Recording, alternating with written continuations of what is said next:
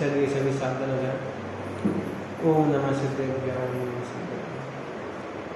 नमो अर्हन्ताणं नमो सिद्धाणं नमो आयर्याणं नमो वज्रायाणं नमो योगे सर्वसाहूणम्। मंगलम भगवान वीरो मंगलम गौतमगणि मंगलम कुंद कुंदात्यो जैन धर्मोस्तु मंगलम सर्वमंगल मांगल्यम सर्वकल्याणकारिकं प्रधानं सर्वधर्माणां जैनं जयतु शासनं जैनं जयतु शासनम्। अरिहंत सिद्ध सूरि उपाध्याय साधु सर्व अर्थ के प्रकाशी मांगल्य के उपकारी हैं। तिनको स्वरूप जाने लागते भई जो भक्ति काय को नमाए स्तुति के उचारी हैं। धन धन तुम से काज सब आज भय कर जोड़ी बारंबार वंदना हमारी है। मंगल कल्याण सुख ऐसो हम चाहत हैं। हो मेरी ऐसी दशा जैसी तुम धारी है। हो मेरी ऐसी दशा जैसी तुम धारी है। कल से हमने 4 मंगल पाठ प्रारंभ किया था। कौन सा पाठ? इस बाल बोध पाठमाला में दूसरा पाठ है 4 मंगल। तो उस पाठ में 4 मंगल, 4 उत्तम और 4 शरण, इसकी चर्चा की गई है। तो कल हमने जाना था कि मंगल, उत्तम, शरण कौन कौन है, कि 4 मंगल है, 4 उत्तम है और 4 शरण है। तो 4 मंगल उत्तम शरण कौन है? अरिहंत भगवान मंगल उत्तम शरण है, सिद्ध भगवान मंगल उत्तम शरण है, साधु परमेश्वरी मंगल उत्तम शरण है और केवली भगवान द्वारा बताया गया धर्म मंगल उत्तम शरण है। चलिए पाठ करते हैं, इसके बाद चर्चा प्रारंभ करेंगे। मैं यहाँ से बोलूँगा, आप रिपीट कीजिएगा। चत्तारि मंगलम अर्हन्ता मंगलम सिद्धा मंगलम साहू मंगलम केवल पन्नतो धम्मो मंगलम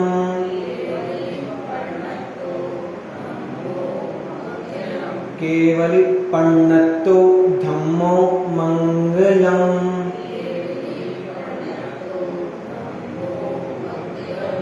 चत्तारि लोकोत्तमा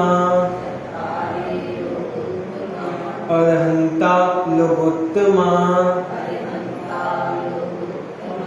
सिद्धा लोकोत्तमा साहू लोकोत्तमा केवल पन्नतो धम्मो लोकोत्तमो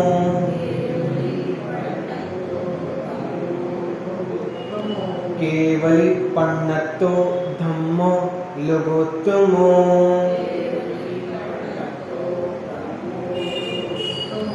चत्तारि शरणं प्रवक्ष्यामि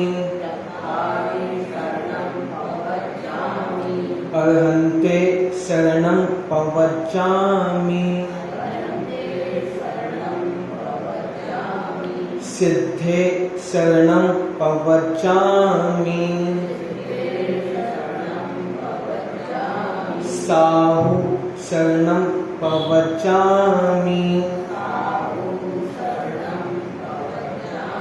केवल पन्नतं धम्मं शरणं प्रव्रजामि।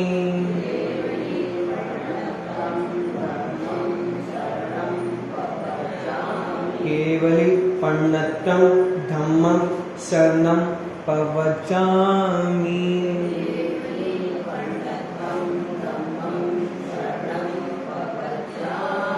इस प्रकार ये चत्तारी मंगल पाठ हुआ, जिसमें बताया कि 4 मंगल हैं, 4 उत्तम है और 4 शरण है। देखना, चत्तारी मंगलम की 4 मंगल हैं। कौन कौन से? अरहंता मंगलम, सिद्धा मंगलम, साहू मंगलम और केवली प्रणतो धम्मो मंगलम की केवली भगवान के द्वारा बताया गया धर्म मंगल है। इसके बाद आगे चत्तारी लोकोत्तमा, लोक में 4 उत्तम है। लोक में 4 उत्तम है। कौन कौन से?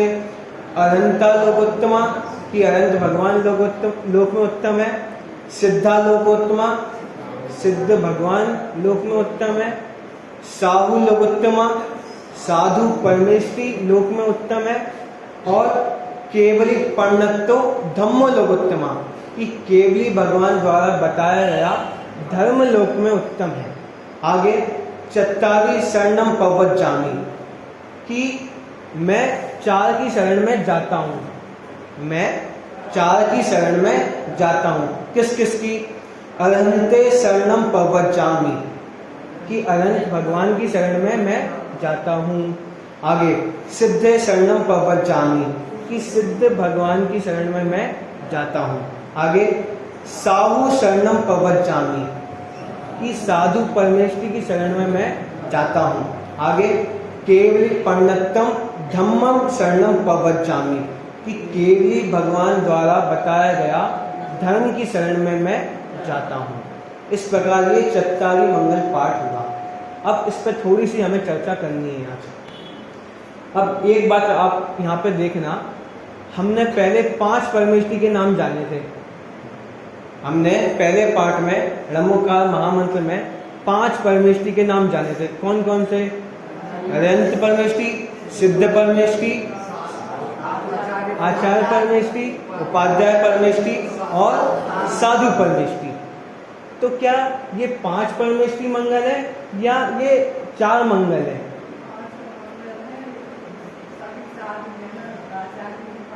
बात समझ में आई आपको? ये 5 परमेष्टि मंगल है या ये सिर्फ 3 ही मंगल है या 4 ही मंगल है? क्योंकि ये चत्तारी मंगल में तो 3 परमेष्टि की बात आई है, अरहंत की, सिद्ध की और साधु की। आचार्य और उपाध्याय तो है ही नहीं। हाँ, ये जो आचार्य और उपाध्याय हैं वो साधु हैं, तो वो साधु में ही गर्वित हो गए। क्या कहा? जो आचार्य और उपाध्याय हैं वो साधु में ही गर्वित हो गए। अब एक और बात, अब साधु में गर्वित हो गए, लेकिन अलग से भी तो नाम इनका लेना चाहिए। आचार्य उपाध्याय का अलग से भी नाम ले सकते थे, वो तो साधु से भी महान है आचार्य उपाध्याय तो। लेकिन नहीं, इसका नाम इसलिए नहीं लिया क्योंकि जो आचार्य उपाध्याय हैं वो मोक्ष में नहीं जाते। क्या कहा? जो आचार्य और उपाध्याय हैं जब तक वो अपना पद नहीं छोड़ेंगे वो मोक्ष में नहीं जा सकते। जैसे कोई आचार्य है और पूरी अवस्था तक, पूरे काल तक आचार्य अवस्था में रहने वाले हैं, तो वो मोक्ष में नहीं जा सकते, वो समाधि नहीं ले सकते जब तक वो उस पदवी में है, जब तक उस पद में है। कौन? आचार्य उपाध्याय। लेकिन साधु मोक्ष में जा सकते हैं क्योंकि वो कोई पद में नहीं है। मतलब ऐसा है कि जो आचार्य और उपाध्याय हैं वो प्रिंसिपल और टीचर है। क्या कहा? एक स्कूल के, एक संघ के आचार्य उपाध्याय प्रिंसिपल और एक टीचर है। आचार्य क्या है? पूरे प्रिंसिपल है, सब कुछ देखते हैं, पूरा मैनेजमेंट देखते हैं कि कहाँ पे आहार हो सकता है, कि उस गांव में आहार शुद्ध होगा कि नहीं, इतने मरीजों का आहार हो सकता है कि नहीं, ये सब कुछ देखते हैं, उपदेश भी देते हैं। तो पूरा संचालन करते हैं। तो वो एक प्रकार से एक स्कूल के प्रिंसिपल है, तो उनके माथे में बर्डन है, एक भारता है। तो जब तक भारता रहेगी आपके माथे पे, तब तक आप मोक्ष में नहीं जा सकते। क्या कहा? जब तक आपके माथे पे भारता रहेगी, निर्भारता नहीं होगी, तब तक आप मोक्ष में नहीं जा सकते। इसलिए कहा कि आचार्य मोक्ष में नहीं जा सकते। ऐसे ही उपाध्याय परमेष्ठी का काम क्या है? पठन पाठन है, पढ़ाना उनका काम है।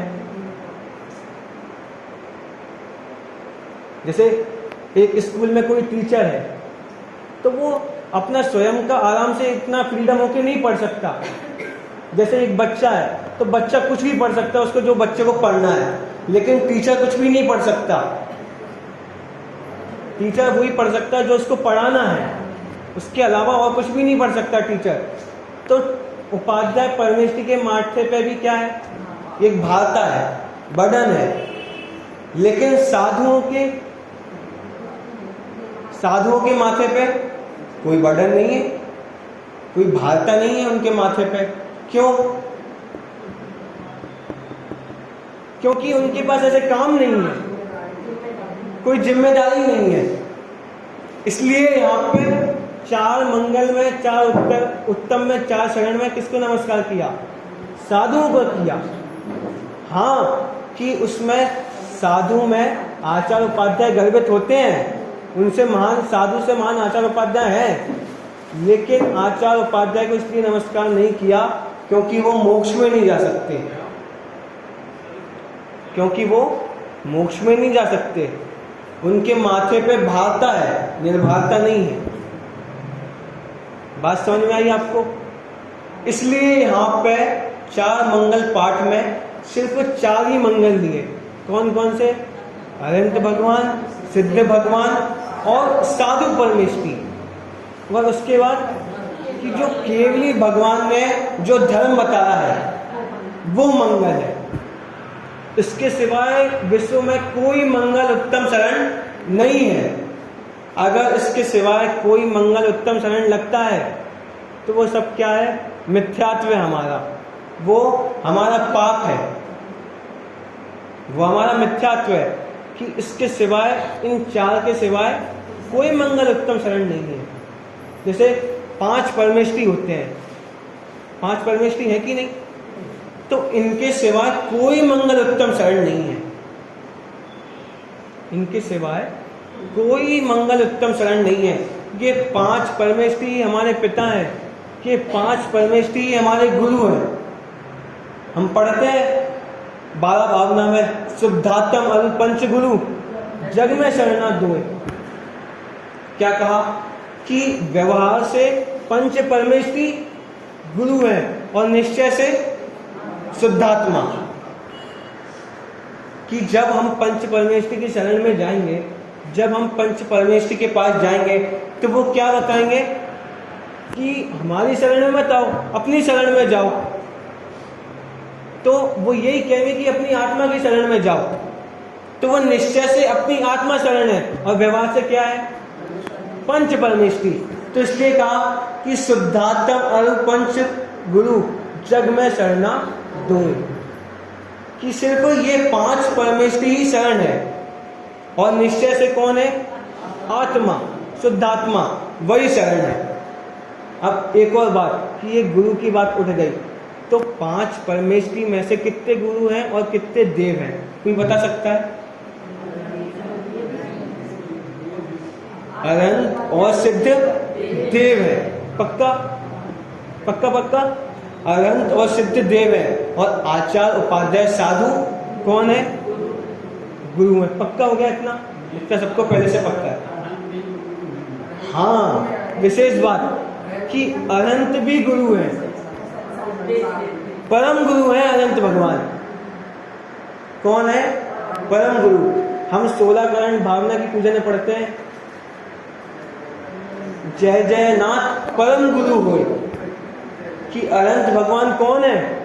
परम गुरु है। अगर अनंत भगवान नहीं होते तो आचार्यों तक बात कहाँ से पहुँचती? अनंत भगवान नहीं होते तो आचार्यों तक बात कहाँ पहुँचती, कौन गणधर होता, ये ग्रंथ हमारे पास कहाँ से आते। तो वो ये सब अनंत की देन है। तो परम गुरु कौन हुए, अनंत भगवान।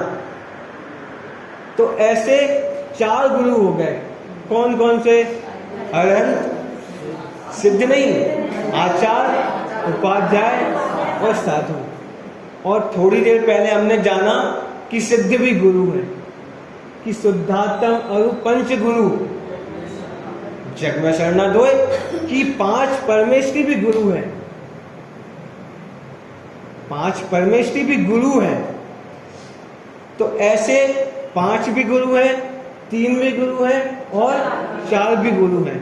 और देव कितने हैं, देव है 2 और 1, एक अनंत भगवान और सिद्ध भगवान, एक सिद्ध अकेले, ये देव है। इतना हमने जान लिया। अब आज हमें आगे चर्चा करनी है। देखिए आगे जो पेज नंबर है हमारा 7, सबसे ऊपर से पढ़ेंगे आज हम। जो मोह राग द्वेष रूपी पापों को गलावे और सच्चा सुख उत्पन्न करे उसे मंगल कहते हैं। क्या कहा, मंगल की परिभाषा आ गई आज कि मंगल किसे कहते हैं, मंगल किसे कहते हैं। इसमें लिखा कि जो मोह राग द्वेष रूपी पापों को गलावे और सच्चा सुख उत्पन्न करे उसे क्या कहते हैं, मंगल कहते हैं। मंगल किसे कहते हैं, जो मोह राग द्वेष रूपी पापों को गलावे और सच्चा सुख उत्पन्न करे उसे मंगल कहते हैं। आप मंगल शब्द देखना कि मंगल शब्द कैसे बना। मम गालयति, क्या, मम प्लस गालयति मतलब कि जो पापों को गलाने वाला है।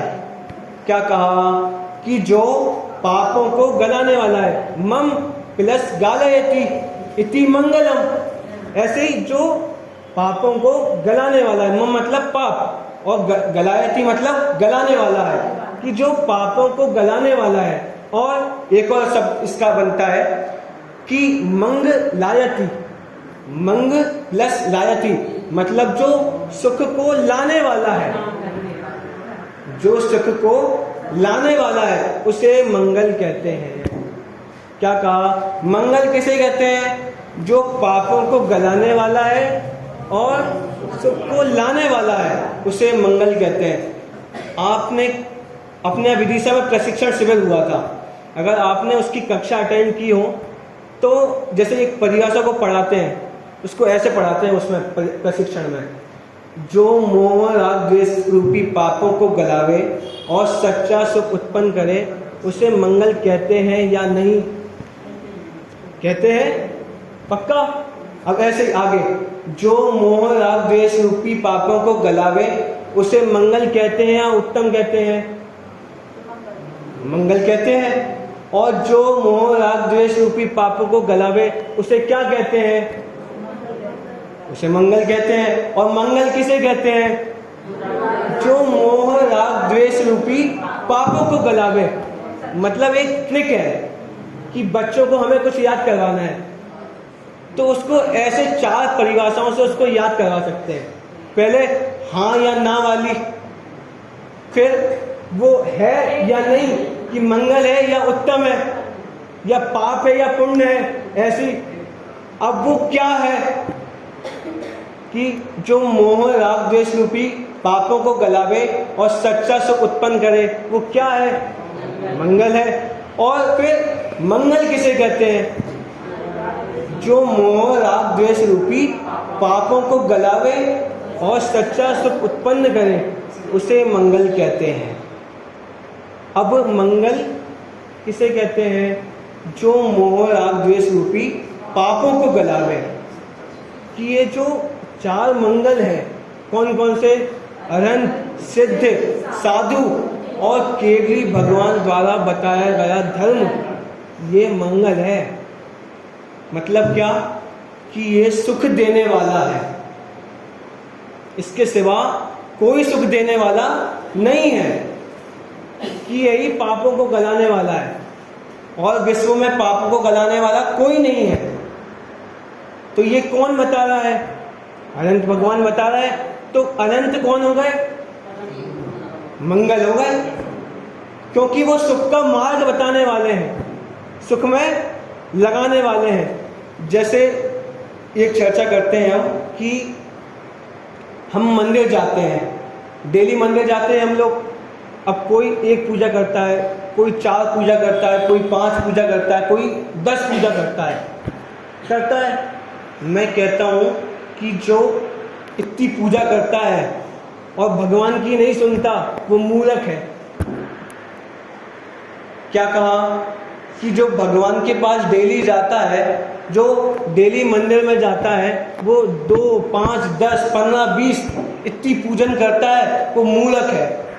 कैसे मूर्ख है? इसको एक उदाहरण से देखते हैं। जैसे हम एक डॉक्टर के पास गए,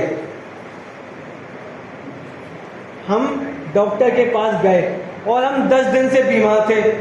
हमें बहुत उल्टी हो रही थी, हमारा सिर दुख रहा था, हमारे हाथ पैर दुख रहे थे, हम बहुत बीमार थे, इतना सब कुछ हमारे साथ हो रहा था। अब हम डॉक्टर के पास गए, अब डॉक्टर को सब कुछ बता दिया, डॉक्टर साहब को सब कुछ बता दिया कि हमारे साथ ये हो रहा है, और उठ के भगाए, तो क्या होगा? क्या कि जो हमारे साथ समस्याएं 10 दिन से हो रही थी, वो हमने डॉक्टर साहब को सब कुछ बता दी।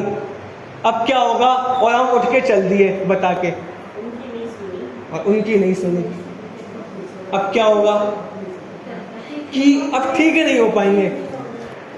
ऐसे ही भगवान के पास गए थे सुखी होने के लिए, लेकिन वो पूजा पाठ के माध्यम से उन्हें सुना के आ गए। बात समझ में आ रही है आपको?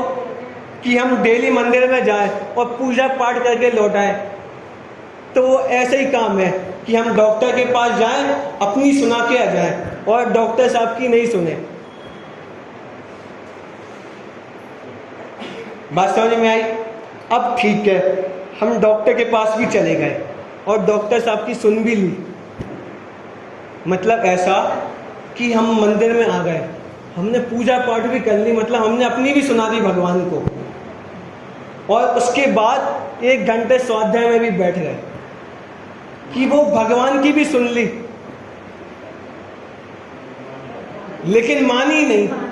कि डॉक्टर साहब ने कहा था कि 1 हफ्ते तक ये दवाई लेना और समोसे कचौड़ी मत खाना। क्या कहा? डॉक्टर साहब ने कहा था कि ये दवाई लेना और समोसे कचौड़ी मत खाना, और हमने उल्टा किया, हमने समोसे कचौड़ी खाए लेकिन दवाई नहीं खाई। तो क्या अब हम ठीक होंगे क्या?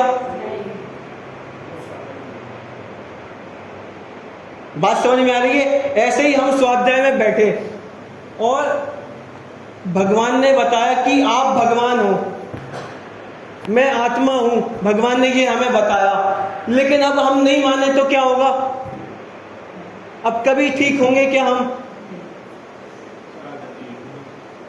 4 गतियों में भ्रमेंगे। अब अगर 4 गतियों में नहीं भ्रमना तो भगवान की सुननी पड़ेगी। अगर हमें इलाज करना है, हमें अपने रोग का इलाज करना है, तो वो डॉक्टर साहब जो कह रहे हैं वो सुननी पड़ेगी। अब फिर वो डॉक्टर साहब जो भी कहते हैं हम वैसा करते हैं। अब वो डॉक्टर जो भी कहता है हम वैसे काम करते हैं। कि डॉक्टर ये कहेगा कि दिन में 5 बार खाना है आपको, तो हम 5 बार ही खाएंगे, 6ठी बार नहीं खाएंगे। डॉक्टर ये कहेगा कि ये दवाई दूध से लेनी है, तो वो दूध से ही लेंगे।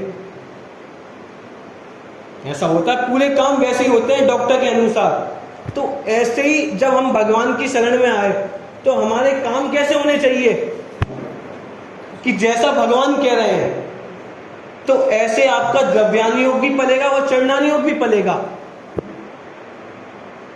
कि भगवान ये कह रहे हैं कि आलू प्याज मत खाओ,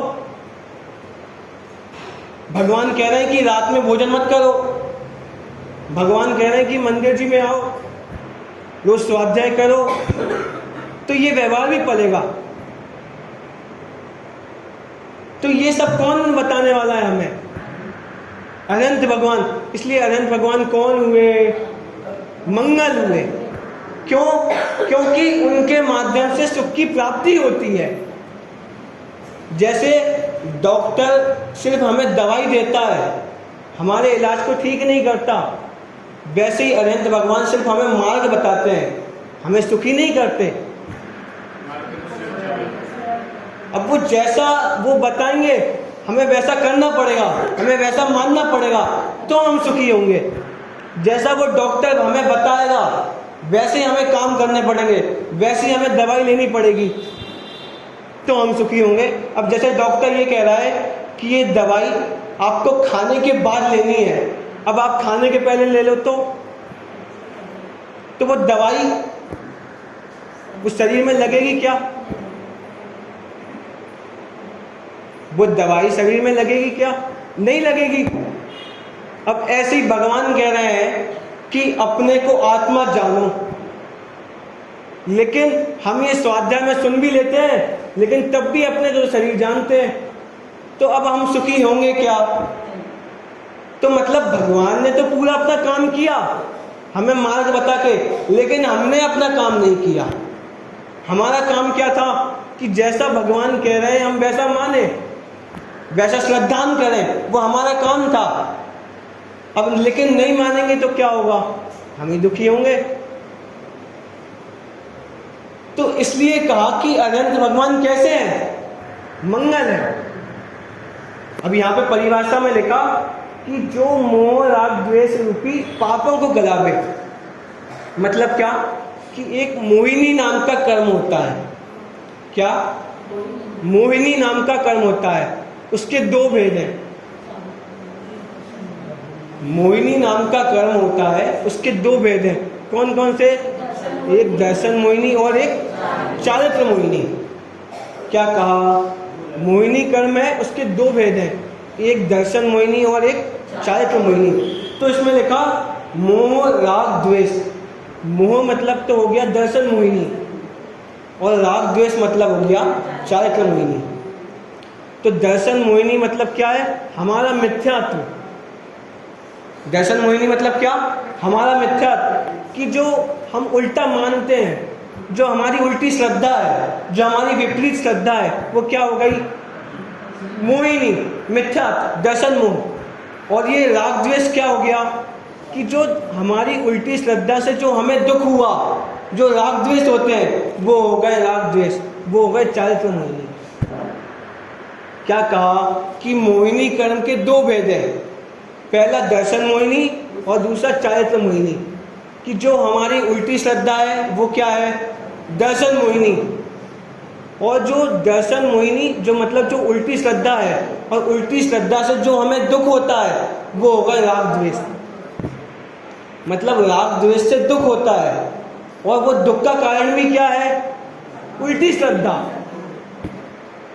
उल्टी श्रद्धा मतलब वो हमारी विपरीत मान्यता, वो हमारी क्या है? दुख का कारण है। मतलब ये जब तक मोह रहेगा तब तक राग द्वेष रहेंगे, और मोह नहीं रहेगा तब तक राग द्वेष नाश हो जाएंगे। लेकिन हम पहले राग द्वेष का भाग करना चाहते हैं, लेकिन उसके पहले हमें मोह छोड़ना पड़ेगा।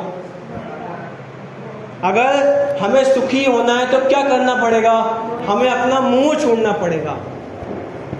जब तक मोह नहीं छूटेगा तब तक सुखी नहीं हो सकते। तो सबसे पहले क्या करना? मोह छोड़ना है, मिथ्यात्व छोड़ना है। वो मतलब मिथ्यात्व मतलब वो दर्शन मोहिनी कर, हमारी विपरीत मान्यता। जैसे इसका उदाहरण देखते हैं कि आप बच्चों से दुखी होते हो कि नहीं होते?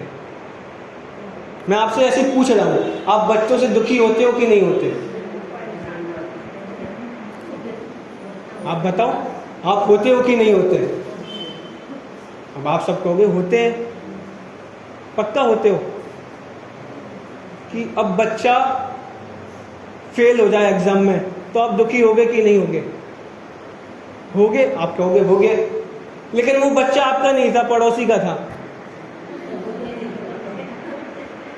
क्या कहा कि वो बच्चा आपका नहीं था, पड़ोसी का था, तो फिर आप दुखी नहीं होगे?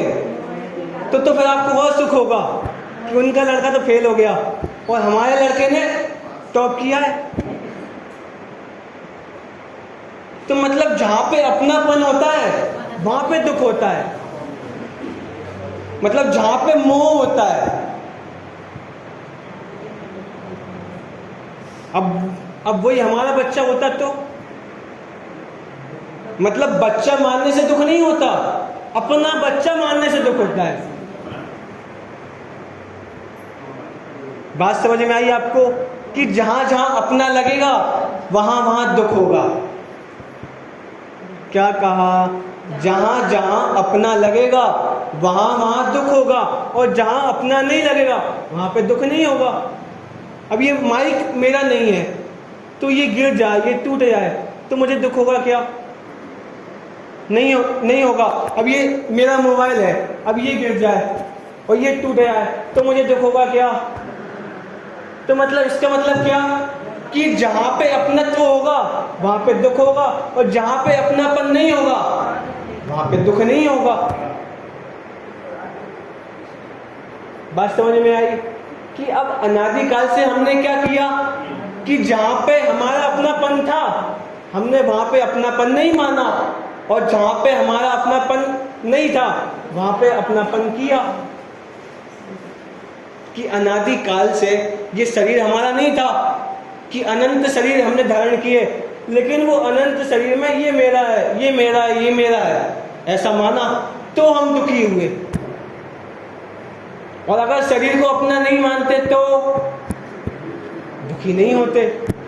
अब वो बच्चे को अपना नहीं माने तो दुखी नहीं होंगे, बच्चे को अपना मानते हैं तो दुखी होते हैं। अगर बच्चे को बच्चा देखें तो दुख का कोई काम नहीं है, दुख नहीं होगा।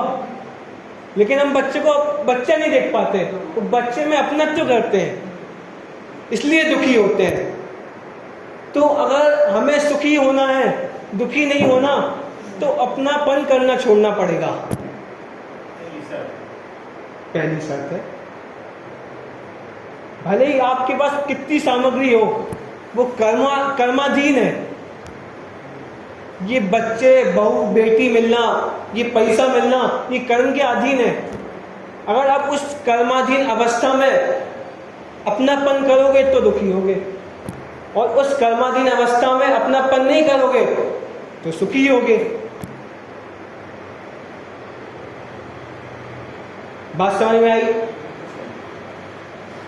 अब जैसे भरत चक्रवर्ती थे, 6 खंड के अधिपति। कितने? 6 खंड के अधिपति। मतलब अपन 6 खंड की तो कल्पना भी नहीं कर सकते कितना बड़ा होता है। कि अब थोड़ी सी उसकी विभूति बताऊं, 84 करोड़ घोड़े। कितने? हमारे पास तो 84 भी नहीं है। 6 खंड होते हैं। ऐसा है कि एक आर्य खंड होता है और 5 निरीक्षक खंड होते हैं। उसकी अलग व्यवस्था है, वो 3 लोग का जब पाठ आएगा तब अपन चर्चा करेंगे बाद में उसकी। दिग्विजय यात्रा करता है, उसको पूरा जीत के आते हैं 6 खंड को चक्रवर्ती। तो 84 करोड़ घोड़े होते हैं, 84 लाख हाथी। हम पे तो एक हाथी नहीं है, लेकिन वो भरत चक्रवर्ती, उनके पास इतना है लेकिन तब भी अपना नहीं मान रहा है, इसलिए सुखी है। और अगर अपना मानते तो दुखी होते। अगर चक्रवर्ती पद पर मरे तो 7वें नरक में जाता है सीधे। क्या कहा? अगर चक्रवर्ती अपने पद पे मरे तो सीधे 7वें नरक में जाता है। मतलब उनके पास सिर्फ 3 ही अवस्था होती हैं, या 7वां नरक, या स्वर्ग, या मोक्ष। इसके सिवाय कोई अवस्था नहीं है कि तिर्यंच गति या कोई दूसरी अवस्था, कुछ नहीं, सिर्फ तीन ही अवस्था है। तो भरत चक्रवर्ती ने क्या किया कि 6 खंड है, लेकिन 6 खंड को ये जानना है कि ये कर्माधीन व्यवस्था है, कि ये कर्मों के उदय से ये अवस्था मिली है, कि इसमें मेरा हाथ कुछ नहीं है, इसमें मेरा कुछ नहीं है, अपनत्व तो इसमें कुछ नहीं है, तो इसलिए दुखी नहीं है। अब हमारे पास थोड़ा सा पैसा आ जाए तो ये हमारा है, 2-4 मकान हमारे हो जाए तो ये हमारा है, तो उसमें ही दुखी सुखी होते रहते हैं।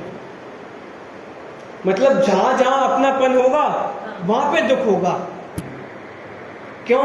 क्योंकि बाहर की चीजें हमारी नहीं है। क्या कहा? बाहर की चीजें हमारी नहीं है। हमारी क्या है? आत्मा हमारी है। अब वो जो हमारा था वो हमने अपना नहीं माना, जो हमारा था वो हमने अपना नहीं माना, इसलिए हम दुखी हुए। और जो हमारा नहीं था वो उसको अपना माना, इसलिए अनादिकाल से दुखी है। तो ये सब कौन ने बताया? अनंत परमेश्वरी ने। तो इसलिए कहा कि अनंत परमेश्वरी मंगल है, सिद्ध भगवान मंगल है। क्यों? क्योंकि सिद्ध भगवान मंगलमय हो चुके हैं, पूर्ण सुखी है, इसलिए सिद्ध भगवान भी मंगल है। कि आपको सिद्ध जैसा बनना है कि नहीं बनना? मैं बताऊं, आपको सिद्ध जैसा ही बनना है। क्या कहा? आपको सिद्ध जैसा ही बनना है, लेकिन आपको स्वरूप नहीं पता, इसलिए आपको इच्छा नहीं होती, कभी आपको भावना नहीं होती कि हमें सिद्ध जैसा बनना है। 6 डाला में लाइन है, जे त्रिभुवन में जीवनन सुख चाहे दुखते भय। अच्छा, आपको सुखी होना है कि नहीं होना? अच्छा, आपको थोड़ा सा सुख चाहिए कि पूरा सुख चाहिए? पूर्ण सुख चाहिए, तो सिद्ध परमेश्वरी पूर्ण सुखी है। अब आपको स्वरूप नहीं पता तो आपको सिद्ध भगवान जैसे बनने की भावना नहीं होती, इसलिए उनकी महिमा नहीं आती। बात समझ में आई? अगर सिद्धों का स्वरूप पता होता कि वो पूर्ण सुखी है, तब हमें उन जैसे बनने की भावना होती। अब हमें स्वरूप नहीं पता सिद्धों का, अब हमें तो ऐसा लगता है कि सिद्धालय में बैठे होंगे, वे तो बैठे हैं, ऐसे बैठने में क्या मजा कि अनंत काल तक ऐसे ही बैठे रहे हम।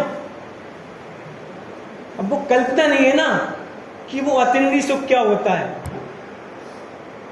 कि उसका कभी स्वाद लिया नहीं है, तो वो सिद्धों की महिमा नहीं आती।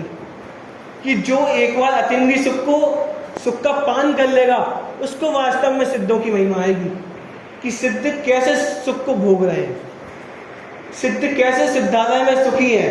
अभी तक तो हमें ऐसा लगता है कि यार सिद्ध भगवान सिद्धालय में कैसे बैठे हैं और कैसे अनंत काल तक बैठे रहेंगे।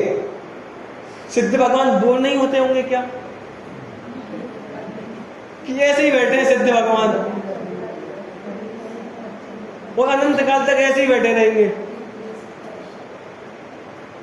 अब हमें तो ऐसे ही लगता है।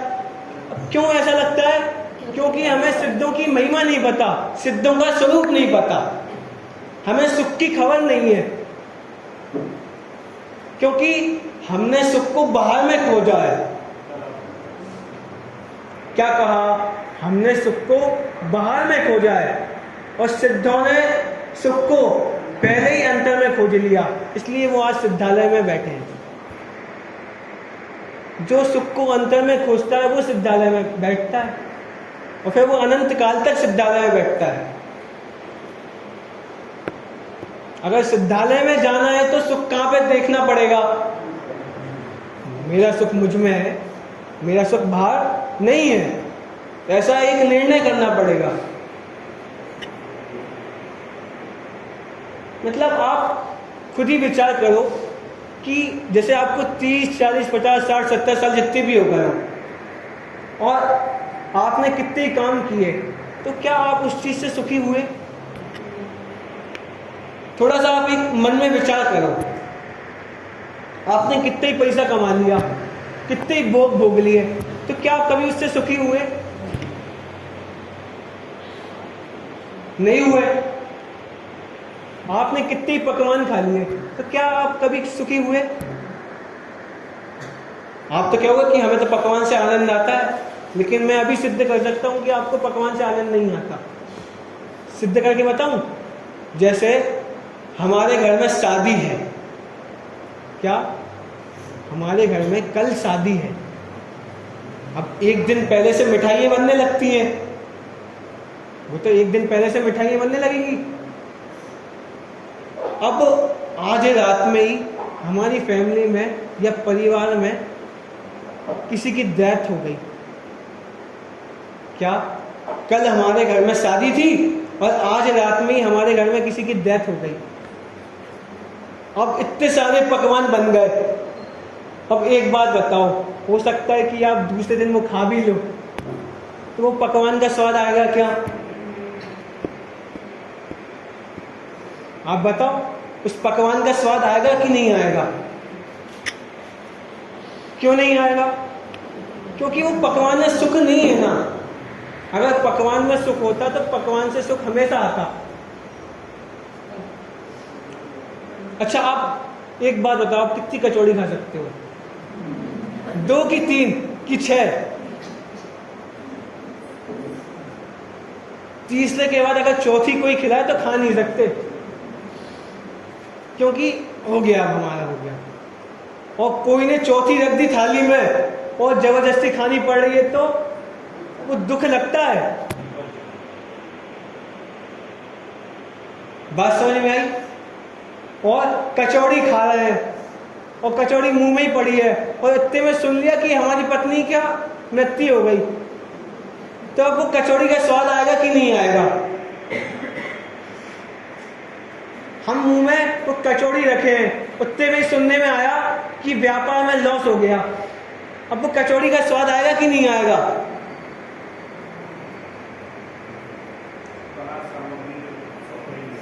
मतलब बाहर की सामग्री में सुख नहीं है। अगर कचौड़ी में स्वाद होता ना, तो कचौड़ी तो एक डिब्बे में भी रखी रहती है, तो डिब्बों को भी सुख होता। अगर कचौड़ी से सुख होता तो डिब्बे भी सुखी हो जाते, लेकिन ऐसा नहीं होता। क्यों? क्योंकि उसमें सुख नहीं है। सुख नाम का गुण हम में है। क्या कहा? सुख नाम का गुण कचौड़ी में नहीं है, सुख नाम का गुण हम में है। हम अपनी ज्ञान की कल्पना से सुखी दुखी होते हैं। हम अपनी ज्ञान की कल्पना से सुखी दुखी होते हैं। अच्छा, जैसे कचौड़ी हमने मुंह में रखी, अभी तक तो ये जान लिया कि हमारी पत्नी की मृत्यु हो गई, तो कचौड़ी का स्वाद मुंह में ही है, और तुरंत किसी ने बता दिया नहीं वो तुम्हारी पत्नी नहीं थी, वो किसी और की पत्नी थी, फिर स्वाद आने लगेगा। ऐसा कैसे? क्योंकि हम अपनी ज्ञान की कल्पना से सुखी दुखी होते हैं। मतलब वो वस्तु में सुख दुख नहीं है। मतलब एक समय सुख एक समय दुख, वो कचौड़ी से ऐसा कैसे संभव है? जैसे अभी ये पंखा है, अभी ठंडों में चले तो दुखी हो जाएंगे, और अभी गर्मियों में चले तो सुखी हो जाएंगे। लेकिन अगर इस पंखे से सुखी होना था तो त्रिकालवर्ती सुख होता, उससे तीनों कालों में सुख होता, लेकिन ऐसा नहीं होगा। अब कोई अगर यहाँ पे बीमार बैठा हो, किसी को बुखार है, तो वो पंखे से सुखी हो जाएगा क्या? नहीं होगा। अगर पंखे से सुख होता तो सब सुखी होते, लेकिन ऐसा भी नहीं होगा। तो मतलब इससे क्या समझ में आ रहा है कि बाहर की वस्तु से कोई सुखी दुखी नहीं होता। बाहर की वस्तु से कोई सुखी दुखी नहीं होता, हम अपने ज्ञान की कल्पना से सुखी दुखी होते हैं। अब मतलब जहां पे हमारा उपयोग रहेगा, जहां पे हमारी मान्यता रहेगी, जहां पे हमारा अपनापन रहेगा वहां पे हम सुखी दुखी रहेंगे। जैसे पहले वो बच्चे का उदाहरण लिया था हमने कि वो बच्चा जब तक अपना जानना है, मतलब किसी ने कहा, कोई हमारे घर में आ गया कि आपका बेटा फेल हो गया, तो दुखी हो जाएंगे। और उतने भी पता चला कि नहीं नहीं आपका बेटा नहीं था, वो किसी और का बेटा था, तो सुखी हो जाएंगे। कि मतलब जहां पे अपनापन होगा वहां पे दुख होगा। लेकिन एक और बात है कि अपनापन कहीं ना कहीं तो होगा, कि ज्ञान खाली तो नहीं रहेगा, कि कोई ना कोई तो हमारा होगा, कहीं ना कहीं तो अपनापन होगा। तो लेकिन अब हमें ये निर्णय करना है, ये जानना है कि हमारा कौन है, हम कहां पे अपनत्व करें। तो अनादि काल से ये आत्मा ही हमारा है, अनादि काल से, अनादि काल से ये आत्मा ही हमारा है और कोई हमारा नहीं है। मतलब हम कहीं पे भी गए, कैसा भी शरीर मिला, कितने ही अच्छे बच्चे बेटे बहू मिले, लेकिन वो हमारे नहीं है। क्यों? अगर हमारे होते तो हमेशा हमारे साथ होते, अगर हमारे होते तो हमेशा हमारे साथ होते, लेकिन ऐसा होता नहीं है जगत में। लेकिन ये आत्मा ऐसी वस्तु है कि जो हमेशा हमारे साथ में रहती है। क्या कहा कि ये आत्मा मैं अपने लिए हमेशा अपने साथ रहता हूं, लेकिन मैंने अपने को कभी जाना नहीं, मैंने कभी अपने को स्वीकार नहीं किया कि मैं भी कोई अपनी एक वस्तु हूं, मैं भी कोई एक वस्तु हूं, कभी ऐसा स्वीकार नहीं किया। इसलिए दुख रहे हैं, इसलिए दुख भोग रहे हैं। अब ऐसा जान लेते कि मैं आत्मा हूं, ये बाहर की जितनी वस्तु मिली है, ये जो कुछ भी मिला है वो मेरा नहीं है, ये सब कर्माधीन व्यवस्था है। और जब ये जान लेंगे तब सुखी हो जाएंगे। तब इस सब को बताने वाले कौन है? अनंत भगवान है। तो अनंत भगवान इसलिए मंगल है, इसलिए चार मंगल है, इसलिए सिद्ध भगवान मंगल है। क्यों? क्योंकि सिद्ध भगवान पूर्ण सुखी हो चुके हैं कि अब हमें भी सिद्ध भगवान जैसा बनना है। क्या कहा? हमें भी सिद्ध भगवान जैसा बनना है, क्योंकि हमें भी पूर्ण सुखी होना है। क्योंकि अनादि काल से हमने अपना सुख बाहर में खोजा, लेकिन अब ये निर्णय कर लिया और हमने जान लिया कि हमारा सुख किसमें है? हम में है। तो हम भी अब सिद्धालय के वासी एक ना एक दिन होंगे। अब ऐसी साधु परमेष्ठी, तो साधु परमेष्ठी उस सिद्धों के मार्ग में लगे हुए हैं, उस सुख के मार्ग में लगे हुए हैं और सुख के मार्ग को बताने वाले हैं, इसलिए वो भी मंगल है। और केवली भगवान द्वारा बताया गया धर्म वो तो मंगल है ही। ये वाणी, ये जिन वचन, ये तो मंगल है ही, क्योंकि ये नहीं सुनेंगे तो कैसे हमारा मंगल होगा, कैसे हमें सुख की प्राप्ति होगी? वो तो ऐसे ही होगा कि हम डॉक्टर के पास जाएं, उनकी सुन के ना आए। बात समझ में आई?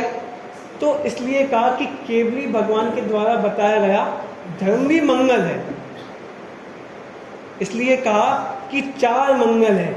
कौन कौन से? अनंत भगवान मंगल है, सिद्ध भगवान मंगल है, साधु परमेश्वरी मंगल है और केवली भगवान द्वारा बताया गया धर्म मंगल है।